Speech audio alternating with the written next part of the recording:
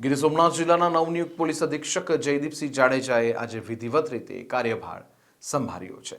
તેમણે પોલીસ પરિવાર સાથે સોમનાથ મહાદેવના દર્શન કર્યા હતા અને ધ્વજાપૂજા તેમજ સોમેશ્વર મહાપૂજામાં ભાગ લીધો હતો। જયદીપસિંહ દશરથસિંહ જાડેજા એસપી ગીર સોમનાથ તરીકે મેં આજરોજ ચાર્જ સંભાળ્યો છે। હું આની પહેલાં મહીસાગર જિલ્લા એસપી તરીકે ફરજ બજાવતો હતો અને ત્યારબાદ બદલીથી એસપી મહીસાગરથી એસપી ગીર સોમનાથ તરીકે આજરોજ મેં ચાર્જ સંભાળ્યો છે।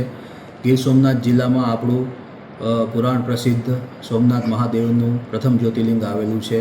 તો સોમનાથ મહાદેવની શરણમાં અમે વંદન કરીએ છીએ અને સોમનાથ મહાદેવને પ્રાર્થના કરીએ છીએ કે સમગ્ર જિલ્લામાં કાયદો વ્યવસ્થા જળવાઈ રહે, ઓછામાં ઓછા ગુનાખોરી થાય અને પોલીસને શક્તિ આપે કે સમાજનું રક્ષણ કરવામાં અમને સહાય થાય।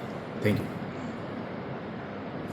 યુ। હું દરેક સામાજિક સંસ્થાઓને અપીલ કરીશ કે સોમનાથ જિલ્લો આપણો સરહદી જિલ્લો છે। આપણી બોર્ડર આંતરરાષ્ટ્રીય જળસીમા સાથે સંકળાયેલી છે, તેથી દેશ વિરોધી પ્રવૃત્તિઓ થવાની પૂરેપૂરી શક્યતાઓ રહેલી છે। આતંકવાદી પ્રવૃત્તિઓની પણ શક્યતાઓ ખૂબ રહેલી છે।